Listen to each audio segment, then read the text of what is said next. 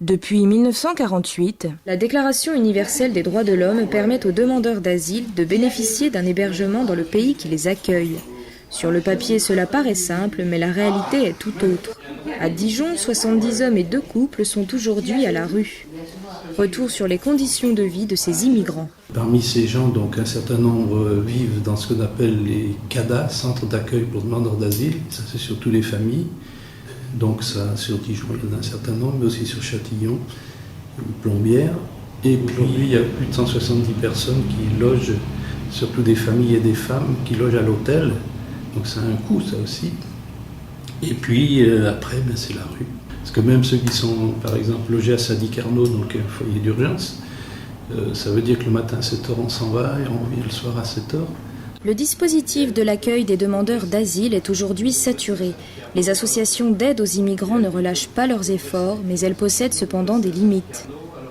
Je crois qu'on ne remet pas en cause les personnes qui travaillent. Je crois qu'il y a un énorme travail qui se fait de par les personnels, que ce soit à la préfecture, que ce soit dans les CADA. Mais on le sait d'entrée de jeu que ça ne pourra pas marcher. On sait qu'il y a 20 000 places d'hébergement en France. Et l'année dernière, par exemple, il y a eu 48 000 demandeurs d'asile. On ne va pas pouvoir loger 70 demandeurs d'asile célibataires sur Dijon. Les associations n'ont pas les moyens. On peut être que caisse de résonance. C'est ce rôle-là que l'on veut jouer aujourd'hui. Le budget consacré au centre d'accueil pour demandeurs d'asile devrait augmenter de plus de 3% en 2010 pour atteindre 202 millions d'euros. À cela s'ajoute la création de 1000 places supplémentaires dans ces mêmes lieux d'accueil. Mais face à la demande, ces initiatives restent insuffisantes. Je pense que dans l'immédiat, il y a cette prise en charge du logement. Il faut trouver des solutions qui soient correctes, qui soient humaines. Et puis, à long terme, c'est clair que ça veut dire que notre monde il est mal organisé.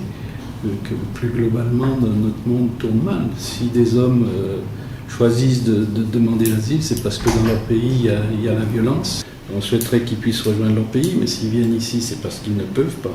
Portée par une politique de fermeture des frontières, l'Europe a durci sa législation concernant l'immigration.